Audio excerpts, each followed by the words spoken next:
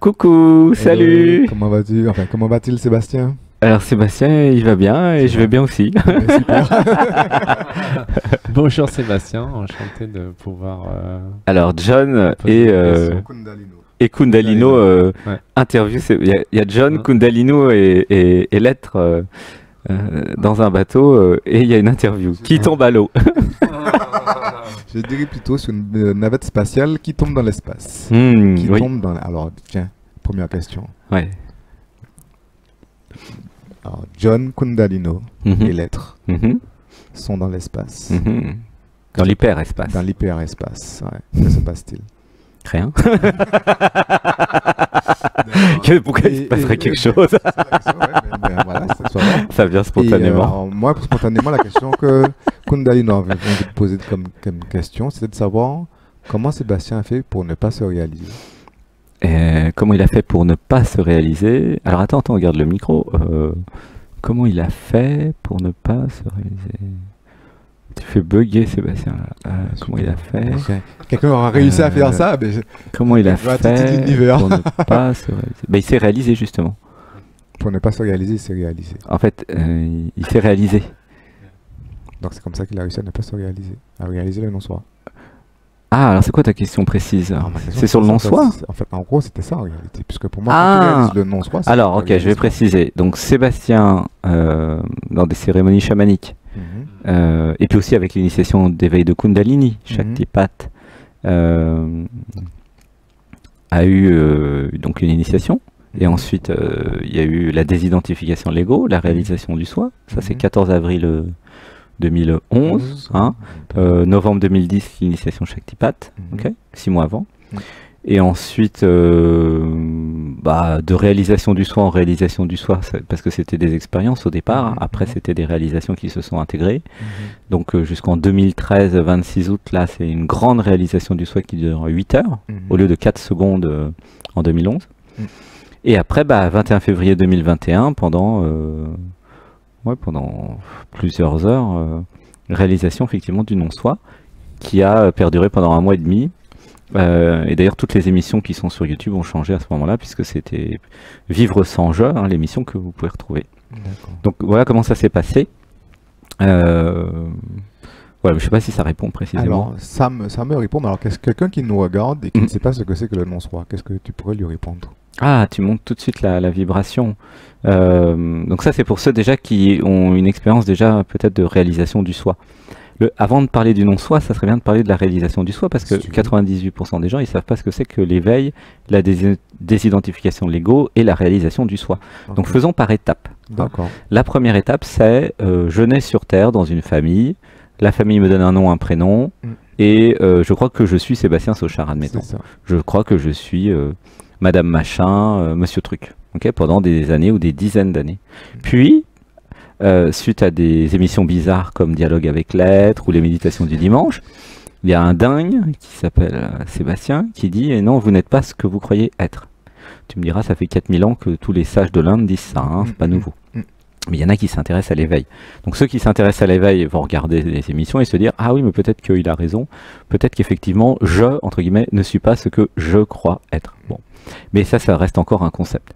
À un moment, il y a des expériences dans les méditations justement, où il y a des transcendances et où la conscience, que chacun de nous est en fait, la conscience se désidentifie de la personne. Et il y a la vision, ah mais je ne suis pas Sébastien, c'est pas parce que mes parents m'ont dit que j'étais Sébastien que je suis Sébastien. Eux, ils m'ont appelé Sébastien, ils m'ont chosifié, je dirais. Ils ont créé de moi une chose, Ils une m'ont identité catégorisé, Sébastien, voilà, ouais. mais en vérité, Ils m'ont si, cartographié, j'aime bien l'expression. comme dans les villages en Inde, il y a des milliers d'années, ils donnaient pas de nom aux enfants, ni de genre, ça restait des Bouddhas, puisqu'en fait, plutôt que de passer des dizaines d'années ou des vies à s'éveiller, à se désidentifier de l'ego, pourquoi ne pas créer de l'ego chez les enfants? Ça ferait gagner du temps. Puis on aurait plein de Bouddhas comme ça sur Terre. Donc ça, c'est la première étape, comprendre que je, entre guillemets, ne suis pas la personne. D'accord? D'accord. Donc je ne suis pas à la liste des conditionnements de papa-maman, je ne suis pas... parce que la personne est faite en copie de la psyché de papa-maman. Ok? Et Donc une fois que ça c'est fait, la réalisation du soi, je suis l'univers, je suis tout ce qui est, je suis la présence, le silence, je suis existence, je suis... Voilà. Donc ça c'est la réalisation du soi, c'est ce qui s'est passé jusqu'au 20 finalement février 2021. Oui. Et après on peut parler maintenant de la réalisation du non-soi. D'accord. Donc cette conscience universelle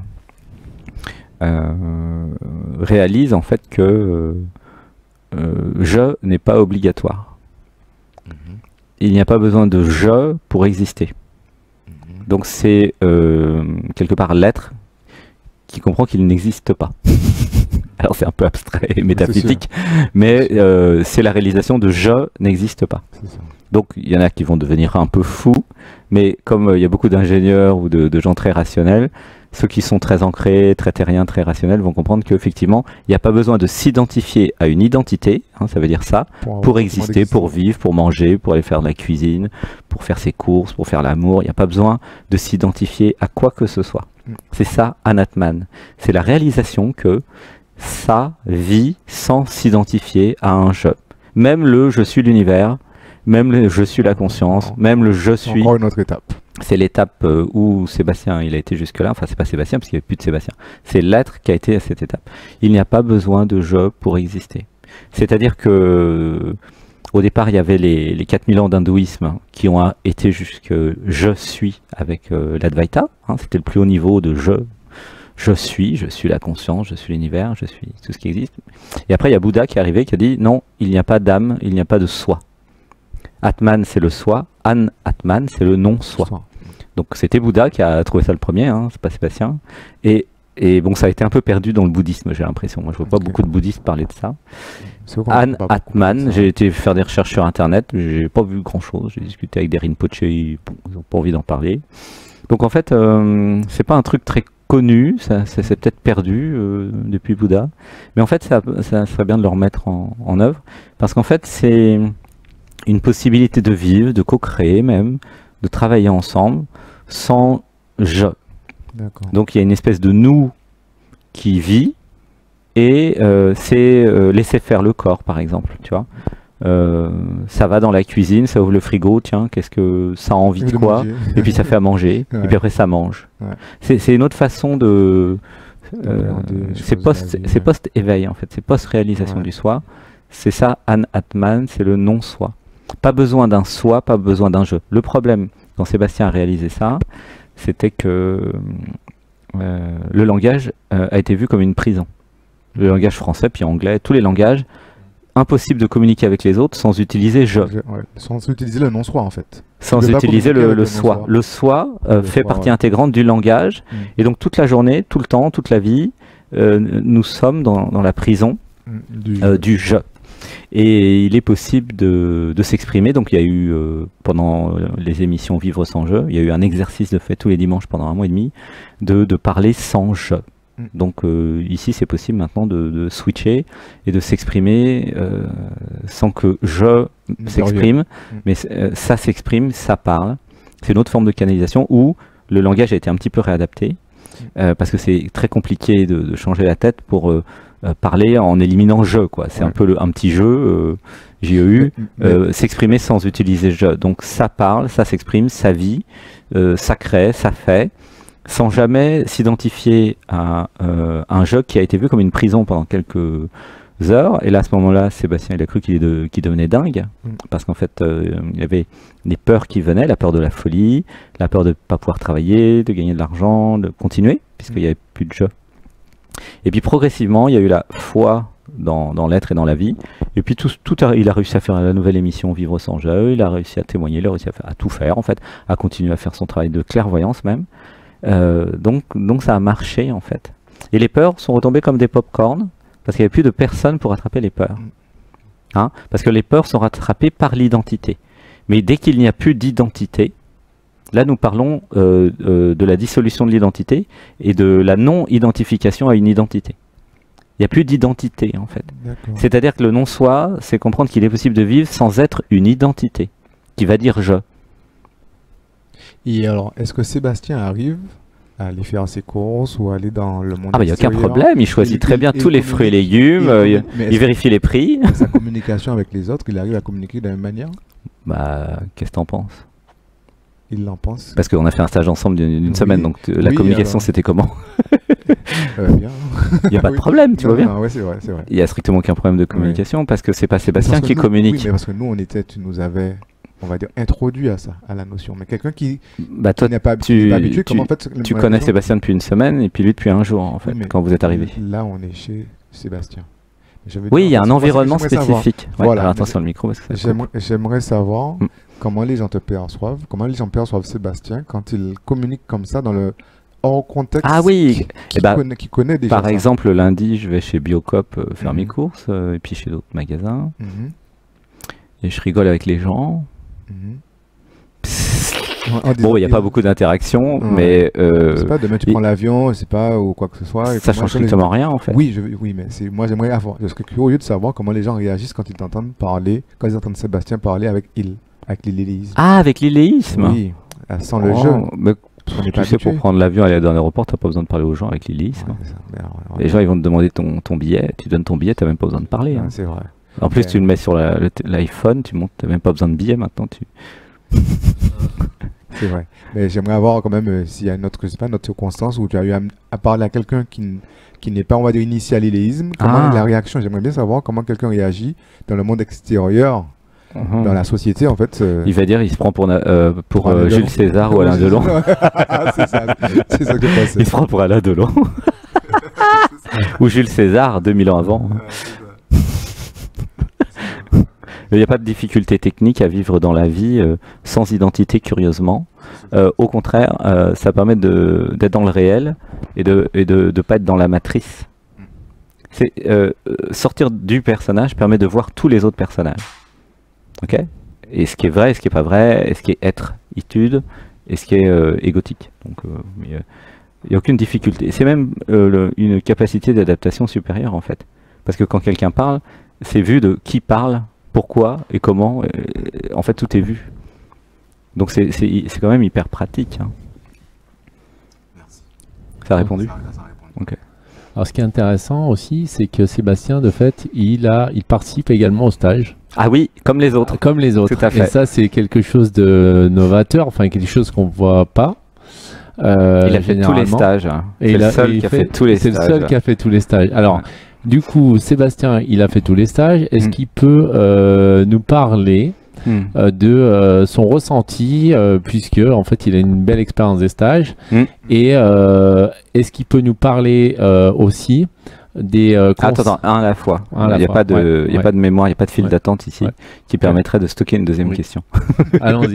Donc, Sébastien peut-il nous parler de son ressenti Ouais, sur ce stage-là ou les autres sur déjà, est-ce qu'il y a une évolution ressentie au niveau de l'évolution de l'être au Mhm. niveau des Mhm. différents stages, d'un stage à l'autre, Mhm. l'évolution aussi de sa perception, toutes les évolutions en fait. Alors tu vas faire au fur et à Ouais, mesure, ça va ouais. être plus simple au fur et à mesure les C'est questions. une évolution globale. Ouais.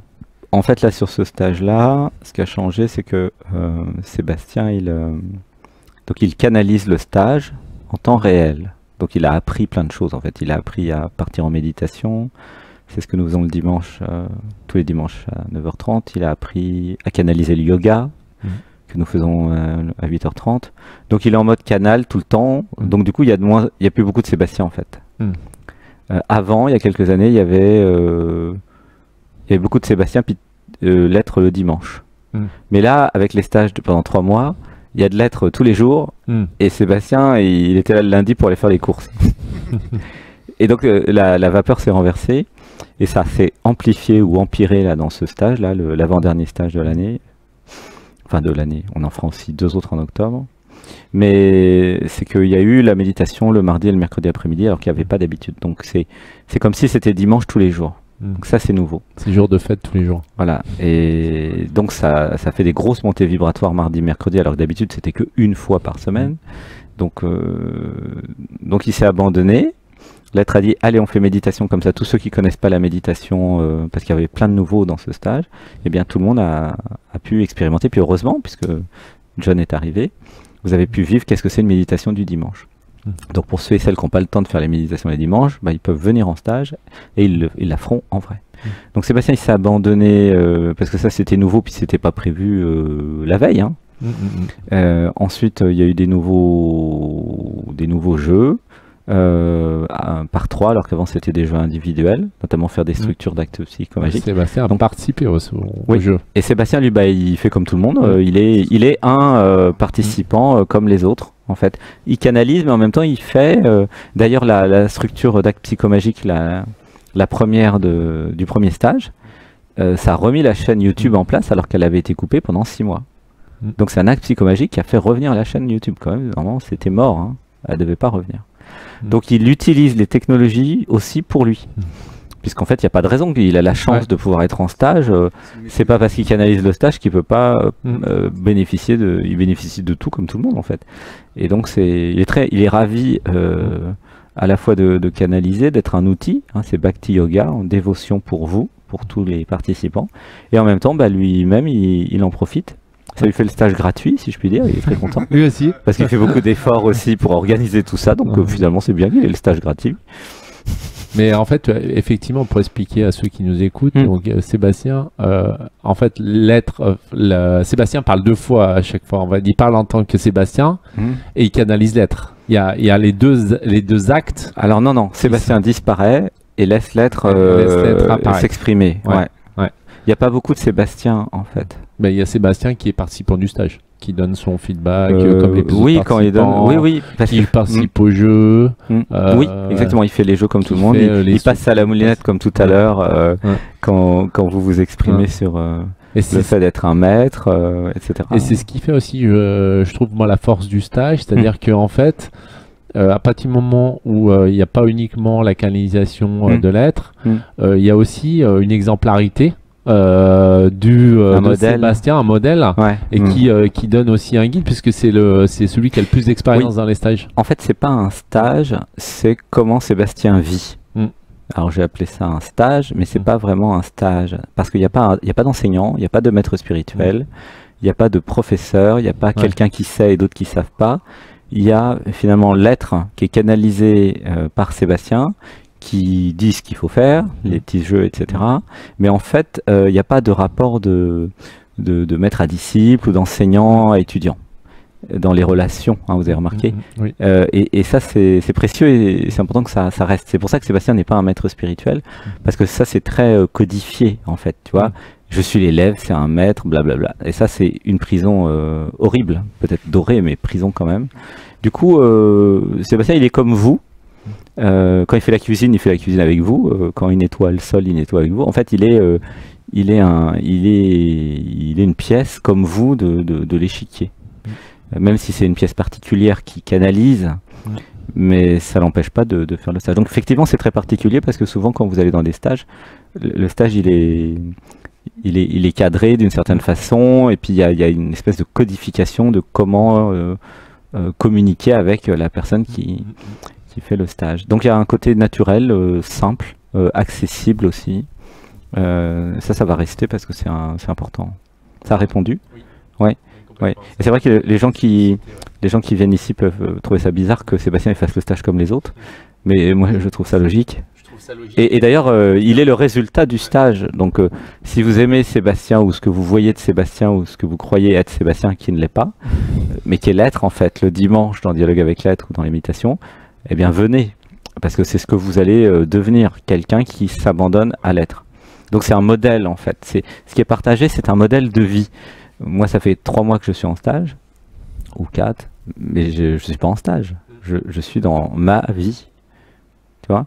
Et en effet, je valide que c'est que c'est très clair quant pour un participant à un stage tel que j'étais. Oui, tu es nouveau. Et ne connaissant pas les modes de fonctionnement, etc. Je valide que c'est très clair et que justement, on fait bien la différence, et que aussi le fait de bien comprendre la différence m'a permis moi aussi de bien faire la différence entre mes différents personnages, sous-personnages et l'être.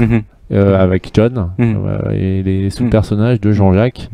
C'est très... Ce que je voulais souligner, c'est que le fait que Sébastien participe, C'est un vrai moteur de compréhension. Oui, parce qu'en fait, si Sébastien, admettons, était un maître spirituel, il serait enfermé dans le maître spirituel, mais il participerait pas puisqu'il serait le maître. Tu vois le problème. C'est pour ça que c'est important qu'il ne devienne pas un maître ou un enseignant, même s'il y a des maîtrises de certaines techniques, hein, et même s'il y a un rôle de l'autorité ici sur le lieu. C'est important que ça reste comme ça. Parce que déjà, Sébastien, il a envie de continuer à faire les stages.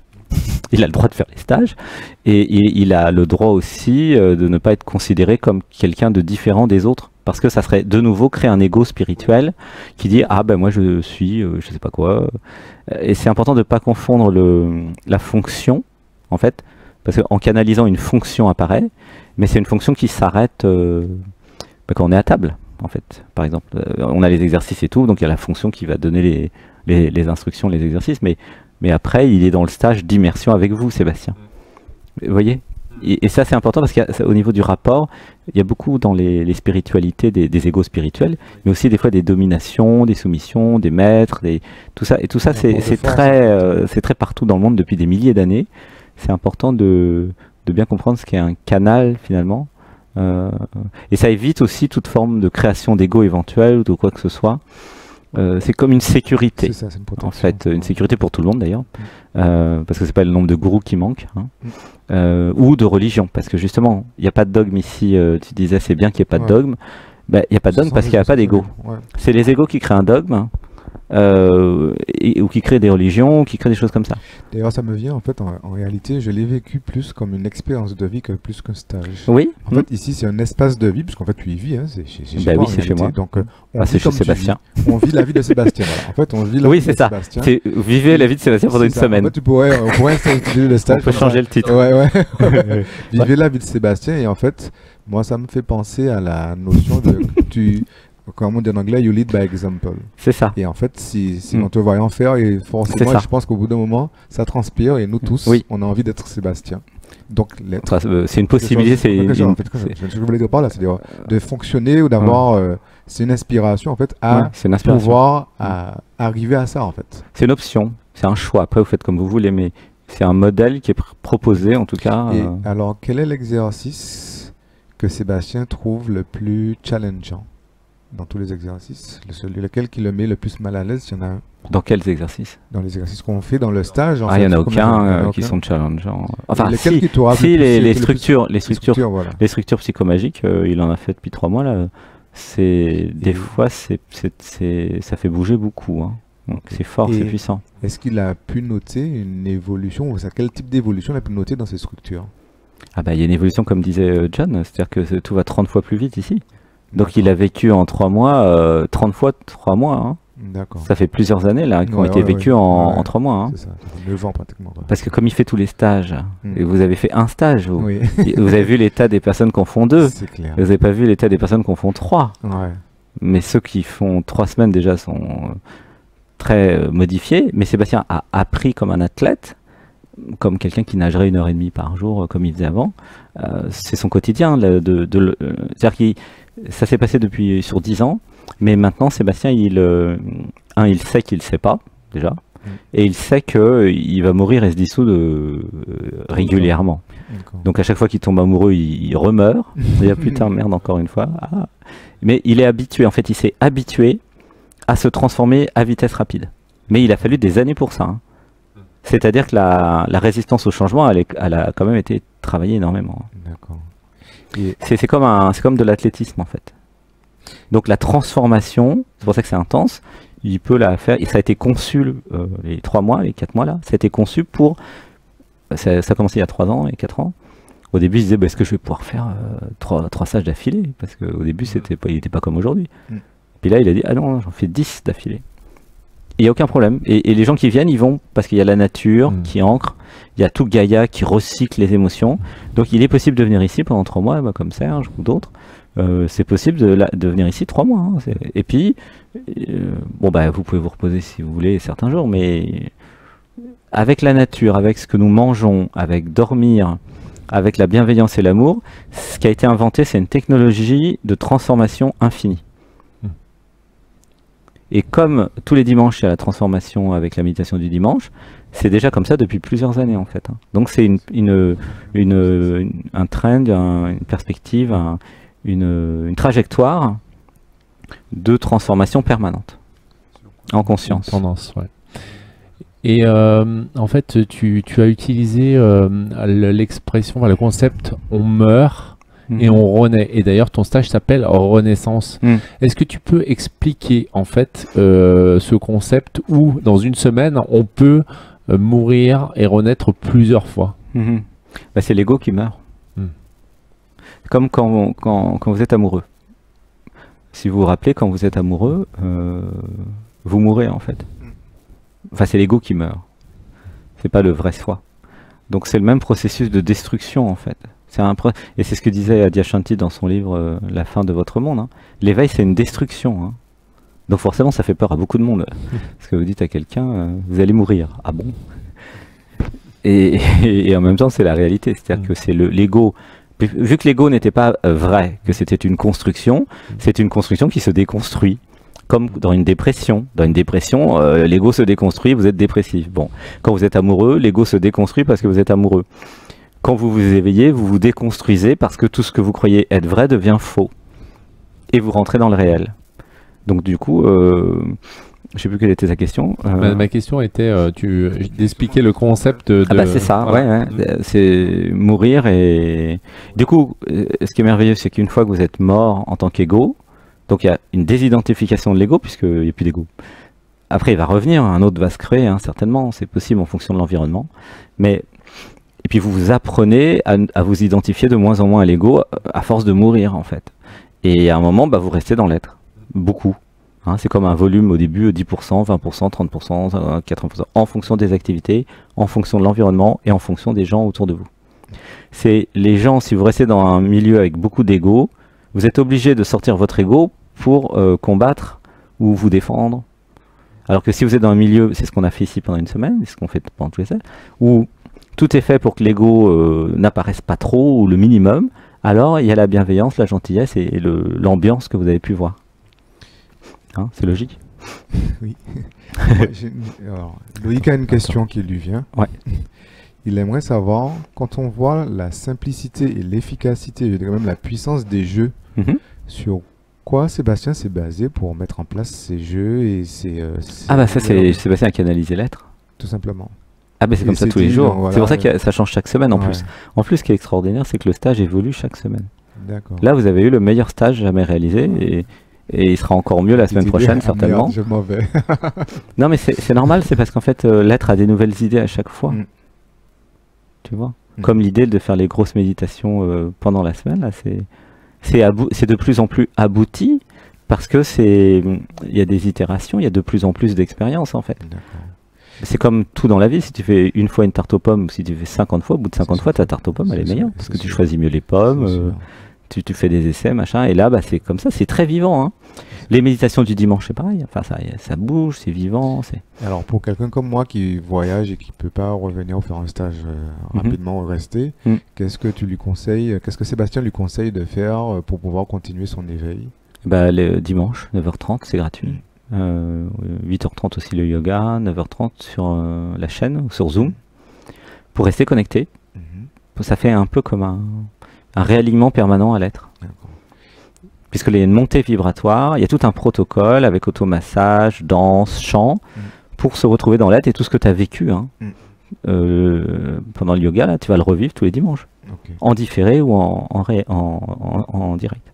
Et alors, hormis le cadre des stages, Pardon ? Hormis le cadre des stages et du dimanche, est-ce que Sébastien prévoit quelque chose auquel on pourrait assister pour pouvoir revivre un petit peu cette expérience ou faire autre chose? Est-ce que Sébastien a déjà une idée de ce qu'il peut faire, de ce qu'il va faire bientôt? Il y aura d'autres stages en octobre, du 1er au 15 octobre à peu près, enfin j'ai pas les dates exactes, mais les 2 premières semaines d'octobre. Et après, il n'y a rien de tel que le présentiel avec la nature. Donc, mais il y aura certainement des stages un peu partout dans le monde, d'après ce qui est pressenti. En Inde notamment, ou Amérique du Sud, ou Espagne peut-être. Et est-ce que tu prévois aussi d'étendre tes offres à un public différent, par exemple les entreprises? Alors oui, si les entreprises le demandent ou si je trouve des partenaires pour le développer, parce que ça prend déjà beaucoup de temps de faire ce que je fais. Mais ça serait bien de le faire pour des entreprises, pour créer le team building, unité dans l'équipe. Moi j'ai participé au stage, je suis dans une entreprise et je ressens que l'offre est complètement adaptée à améliorer l'efficience des équipes, à améliorer la bienveillance dans l'entreprise, à améliorer les relations. Il y a plein de thèmes qui peuvent être abordés et conscientisés et aider en fait les chefs d'entreprise à avoir en fait une ambiance de travail efficace et que les gens en fait soient vraiment dans le bien-être. Oui, tu es dans une entreprise de 6000 personnes, je crois. Oui. En fait, donc tu es très corporate. Oui. C'est ça qui est marrant, puisque c'était le métier de Sébastien quand il avait créé WorldNet, le premier fournisseur d'accès Internet grand public en France avec Xavier Niel.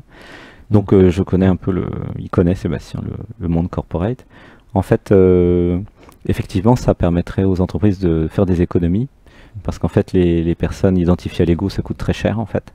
Et les personnes très identifiées à l'ego, plus elles sont identifiées à l'ego, plus elles sont dans leur intérêt personnel, et moins dans l'intérêt de l'entreprise, du nous. Finalement, l'entreprise, c'est le nous. Et du coup, ça coûte très cher. Ça peut même tuer l'entreprise. Parce que les meilleurs éléments vont pas rester. Parce que les meilleurs éléments, c'est ceux qui sont identifiés à l'être.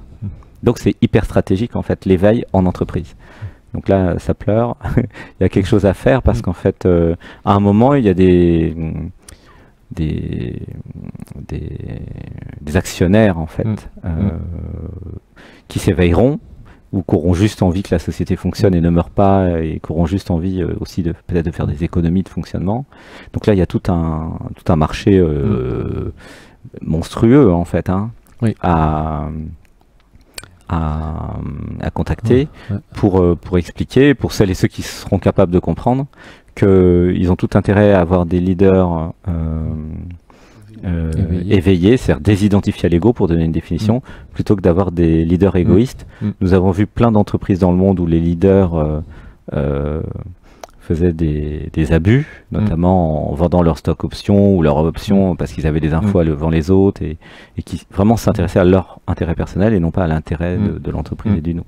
Donc c'est vital et stratégique pour une entreprise. Reste à convaincre les directeurs stratégiques ou les actionnaires de mettre en place des procédures ou pourquoi pas pour les startups, parce qu'effectivement ça permettrait aux startups d'augmenter leurs chances de survie, puisqu'en fait ce qui tue les startups évidemment c'est l'ego, c'est l'identification à l'ego, c'est le fait qu'il n'y ait pas une cohérence de l'équipe du nous. Bon, ça peut être aussi des problèmes de produits et de marché, mais si vous interviewez ceux qui sont dans les fonds d'investissement puis qui vous leur demandez comment ils sélectionnent uniquement sur la personne. C'est uniquement le leader du projet qui va faire que ça va marcher ou pas.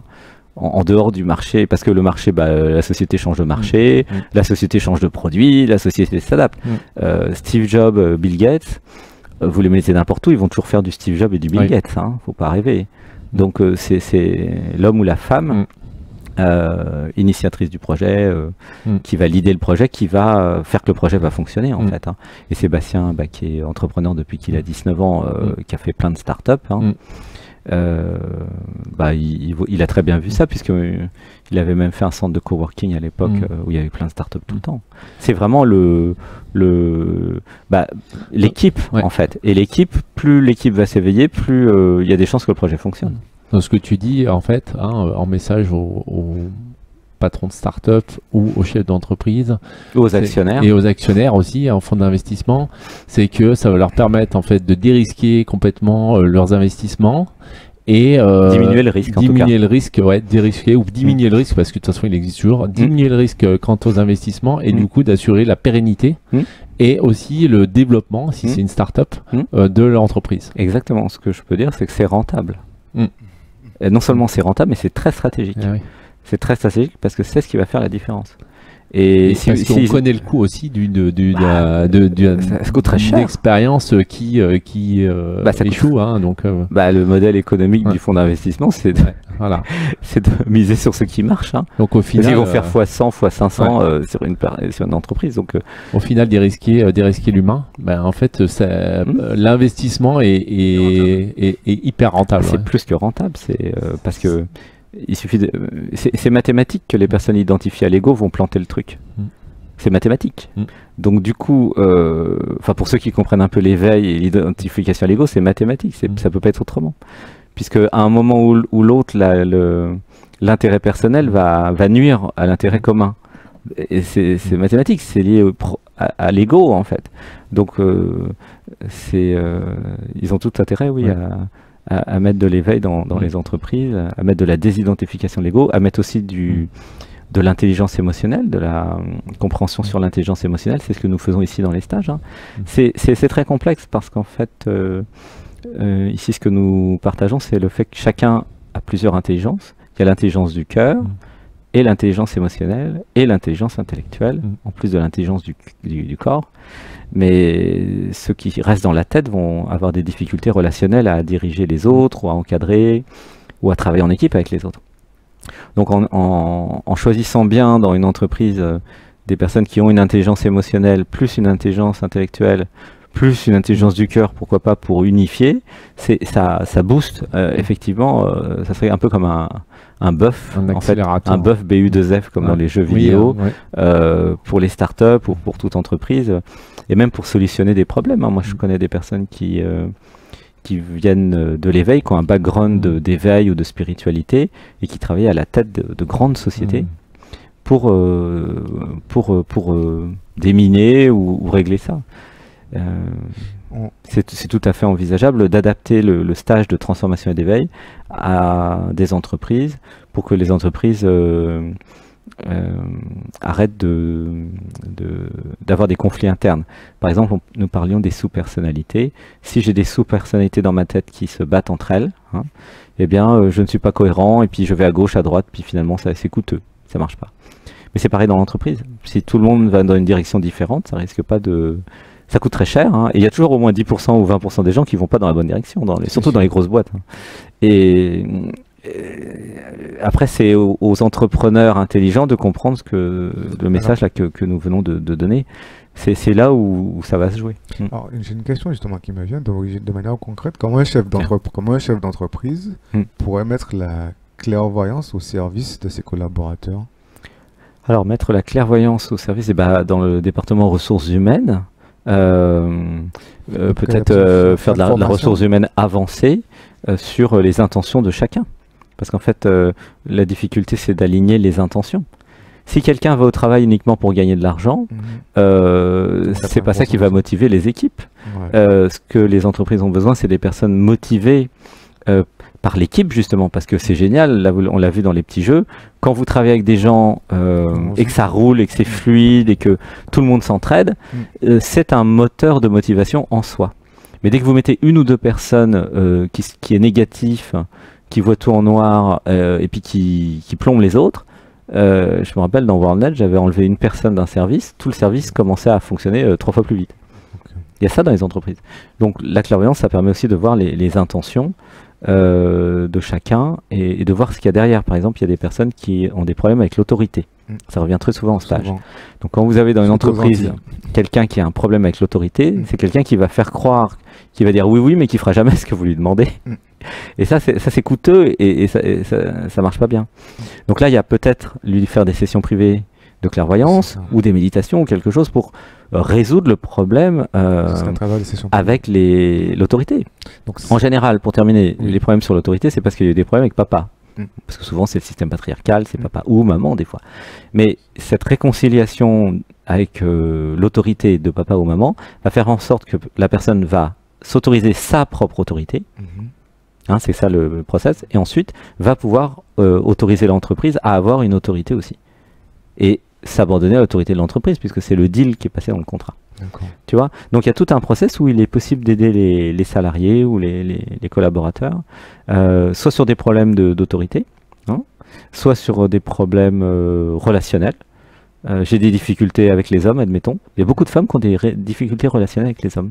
Peut-être que c'est un sujet à adresser dans les entreprises, parce que dans les entreprises, il y a des hommes et des femmes. Avec le système patriarcal, il y a beaucoup d'hommes qui se croient supérieurs aux femmes. Donc ça va pas.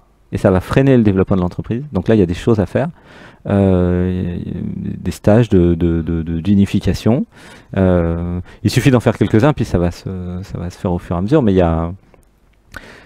c'est le thème derrière, ce qui est vendu, c'est unification des équipes, team building, faire en sorte que les personnes travaillent ensemble dans la même direction. Et il y a tous les problèmes psychologiques de l'être humain vont se retrouver dans l'entreprise. Faut pas rêver. Clairement. Il y a 6000 personnes, il y a 6000 problèmes psychologiques.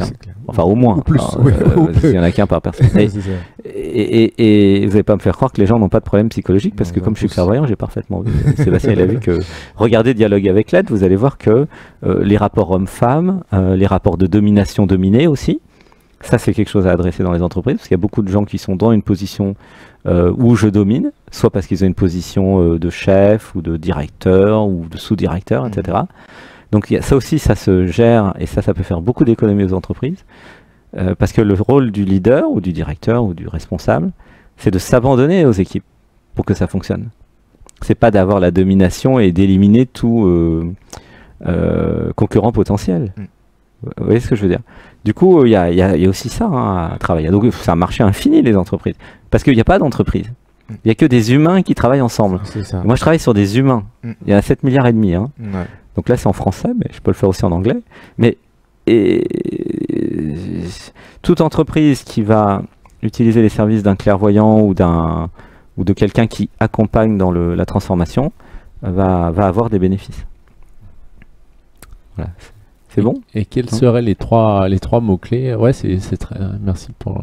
Quels seraient les trois mots-clés, en fait, pour conclure, que tu voudrais canaliser ou avec le cœur pour inciter, en fait, les gens à venir aussi ici avec leur cœur à Saint-Nexan lors de ce stage d'éveil et de transformation? Je recommande de regarder les émissions sur la chaîne, Dialogue avec l'être, l'émission de clairvoyance du samedi, de regarder les témoignages de stage, parce qu'il y en a plein, et puis de faire les méditations du dimanche. Donc ça serait les actions pour inciter. Et toi, les trois mots qui te viennent comme ça, dans le cœur, trois mots clés qui te viennent dans le cœur. Qui donneront aux gens envie de venir. Okay. Amour, conscience, transformation. Amour, conscience, transformation. Amour, conscience, amour de soi, pour pouvoir ensuite aimer les autres. Ça commence par soi. Nous avons vu aujourd'hui avec les témoignages que il y avait quelqu'un qui avait des difficultés relationnelles, que finalement il avait des difficultés avec lui-même en fait. Et que en réglant ça pendant le stage, il a fini par s'accepter et s'aimer. Et du coup, comme par magie ou miracle, toutes les relations avec les autres fonctionnent beaucoup mieux. Donc voilà, ça c'est amour, et ça aide vraiment pour la vie. Donc transformation, parce que c'est un stage de transformation. Donc ceux et celles qui ne veulent pas se transformer, il ne faut surtout pas venir, parce que la transformation elle sera là, qu'ils le veuillent ou pas. Donc il faut y réfléchir avant. Après c'est trop tard. Voilà. Transformation, amour et puis conscience, puisqu'en fait c'est l'éveil de la conscience qui s'éveille à elle-même et qui prend conscience qu'elle n'est pas la personne. Donc c'est là où peut-être ça rejoint un peu la spiritualité, c'est conscience. Ouais, c'est le pont. Parce que il y a des ponts de toute façon dans cette... Être de plus en plus conscient en fait. Sortir de l'illusion, aller dans le réel. Et je pourrais rajouter un quatrième mot, ça serait intelligence, puisqu'en fait nous travaillons sur l'intelligence. L'intelligence émotionnelle, l'intelligence corporelle et l'intelligence intellectuelle, aussi l'intelligence corporelle d'ailleurs. Et en fait, cœur et corporel, corporel et corporel. Voilà, corporel. Donc plus vous allez développer vos intelligences, plus la vie va être fluide et facile. Plus vous allez rester avec une intelligence limitée, plus ça va être douloureux et difficile. Après, c'est à ceux qui ont un minimum d'intelligence de voir s'ils ont envie d'augmenter leur intelligence ou pas. Mais effectivement, le core business ici, c'est l'intelligence. Et la conscience, parce qu'en fait, en augmentant la conscience, automatiquement, l'intelligence augmente.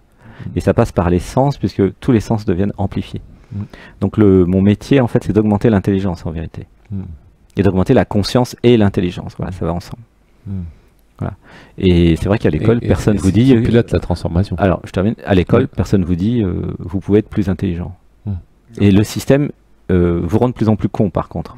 Ça, c'est l'intérêt du système, que les gens soient de plus en plus dociles, asservis, esclaves, parce que pour mieux leur vendre des choses dont ils n'ont pas besoin. Et donc là, c'est là où le système qui de toute façon est en train de s'écrouler, vous allez le voir, puisqu'il est déjà mort en fait. Pourquoi il est déjà mort? Parce que les gens s'éveillent. Toute la conscience planétaire s'éveille. Et vous en faites partie. Tous les gens qui viennent en stage, là, ils vont expliquer tout ça, que ce monde est faux, il est en train de s'écrouler, ça marche pas, il y a beaucoup trop de mensonges et de non-transparence. Et donc comme le monde s'éveille, ça marche de moins en moins leur histoire. Du coup, ça s'écroule. Mais du coup, c'est à nous d'aller dans le réel, parce qu'il va falloir quand même construire le nouveau. Et nous avons commencé.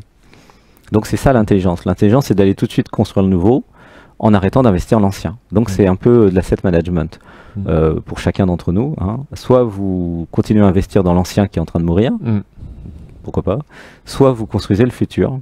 C'est de la capitalisation ensemble. Sur soi, en fait. Ouais. Sur soi. C'est un arbitrage, en fait. Soit investir dans le futur qui meurt, qui détruit la planète, ce qui est complètement débile et de toute façon qui n'est pas viable, soit tout de suite investir dans l'amour, l'amitié, la fluidité, le concret, la créativité, la beauté, dans ce qui fait du bien, quoi. Donc l'ego, tandis que l'ego détruit la planète, l'être recrée un nouveau monde. L'être nous rend heureux aussi. Voilà. Donc l'ego aura ce qu'il aura voulu, et l'être aussi. Après, c'est à chacun de choisir son camp, entre guillemets, quoi. Voilà. Une petite question qui me vient. Si Sébastien avait une baguette magique, qu'est-ce qu'il ferait? Alors, il a une baguette magique, et il l'a déjà fait. D'accord. Il s'abandonne à l'être. D'accord. Il n'y a rien d'autre à faire que ça. En fait, c'est... rendre à César ce qui appartient à César, en fait. Sébastien, lui, son rôle, c'est de s'abandonner à l'être, en fait. Il n'a qu'une seule chose à faire. Il n'en a même pas deux. Hein. Il n'y a pas besoin de faire une Bible de 500 pages. Hein. Il y a un seul truc à retenir toute la journée pour Sébastien. C'est un feignant. S'abandonner à l'être, s'abandonner à l'être, s'abandonner à l'être, s'abandonner. C'est pas compliqué. Hein. Il n'y a pas besoin d'être maître spirituel ou enseignant pour dire un truc aussi con. Hein. Par contre, c'est assez compliqué à mettre en. On est con, en fait. C'est compliqué à mettre en œuvre, hein, souvent. D'accord, c'est ça. Pour la plupart des gens. Qui est simple, qui est facile. C'est une simplification extrême d'un truc surpuissant. Donc, le rôle de Sébastien, c'est de s'abandonner à l'être. Donc, tu as demandé à Sébastien qu'est-ce qu'il ferait s'il avait une baguette magique. Tu peux demander la même question à l'être. Et oui. Si tu poses la question, je te réponds. Et donc, il ferait quoi à l'être s'il avait une baguette magique? Alors, lui aussi, il a une baguette magique. D'accord. Et qu'est-ce qu'il fait? Il s'abandonne. Il est. Et alors, il s'abandonne à lui-même. Il fait un peu pareil que Sébastien, mais à lui-même. Et donc, en s'abandonnant à soi, il l'est. Ouais. Tu vois? Donc, tout est parfait, en fait. Le but de la vie. Et lui aussi, il n'a pas grand-chose à faire d'autre, à réfléchir. Il n'a pas la doc de 1000 pages non plus. Il est ce qu'il est à chaque instant. C'est simple, en fait. Et là, il faut qu'on fasse les autres interviews. C'est une dernière question. C'est une belle conclusion. Et je voulais te demander, en fait, tu donnes quels sont les prochains rendez-vous? Tu parles avec qui alors? Alors Sébastien donne ou une sous-personnalité, parce qu'il y a aussi des sous-personnalités dans Sébastien. Vous pouvez dire à qui vous posez la question. Nous sommes nombreux ici. Ouais, nous sommes très nombreux ici. Tu peux demander à l'amoureux, au juge critique, on est au moins 15 à cette table. Au contrôleur protecteur. Et donc Sébastien, quels sont les prochains rendez-vous clés? Alors Sébastien, il s'occupe pas de l'agenda. L'agenda. Il aimerait bien avoir l'agenda, mais il l'a jamais. Alors lorsqu'il ne veut pas lui donner l'agenda parce qu'il change tout le temps l'agenda, en fait. D'accord, c'est beau. Non, mais c'est vrai. Hein, il aimerait bien avoir l'agenda. À chaque fois, il demande qu'est-ce qui va se passer, où est-ce que je vais être dans 2 mois. Il sait jamais. Ça change tout le temps parce que ça dépend en fait de ce qui se passe chaque jour. Tu vois, par exemple, s'il y a une bombe atomique qui tombe sur Paris demain, il y a tout le plan qui est foutu, quoi. À chaque fois que Sébastien tombe amoureux, il y a tout qui change et c'est tout foutu. Donc tout est foutu tout le temps en fait, les plans. Donc, et je recommande à tous ceux et celles qui nous écoutent d'arrêter avec vos agendas. C'est bien d'avoir un petit plan, mais c'est une illusion en fait. C'est possible de canaliser le directeur marketing, stratégique, d'avoir une direction, c'est bien. Mais même avec une direction, ça change tout le temps en fait. C'est très... Parce qu'il y a 7,5 milliards de gens qui jouent au jeu dans lequel nous sommes. C'est comme un morgue, vous savez, les jeux multijoueurs. Du coup, toutes les nuits, c'est remis en place, quoi. Les cartes sont rabattues toutes les nuits. Donc l'agenda, en fait, il y a quand même une structure. C'est tous les dimanches, la méditation. Tous les dimanches à 20h, dialogue avec l'être, ça c'est structuré. Donc l'agenda c'est ça. Il y a la clairvoyance le samedi. Peut-être qu'il y a des nouvelles émissions qui vont venir. Et il y a des stages de juin à fin août. Ça c'est un truc de base. Et là il y a peut-être l'idée de faire des stages un petit peu aussi en dehors. Voilà. Mais c'est ça l'agenda. Nous remercions Sébastien et l'être pour leur présence, gratitude et voilà, et le mot de la fin, je peux te le laisser. Magie et vivre. C'est ce qu'on veut dire. Merci, gratitude, je vous aime. Merci pour ce cadeau. Merci à nous. À bientôt. Hein. À bientôt. Gratitude. Merci pour cette belle co-création. On va dire au revoir à tous ceux qui nous regardent. Au revoir. On a fait ça pour vous. C'est là la caméra. Regarde, Sony.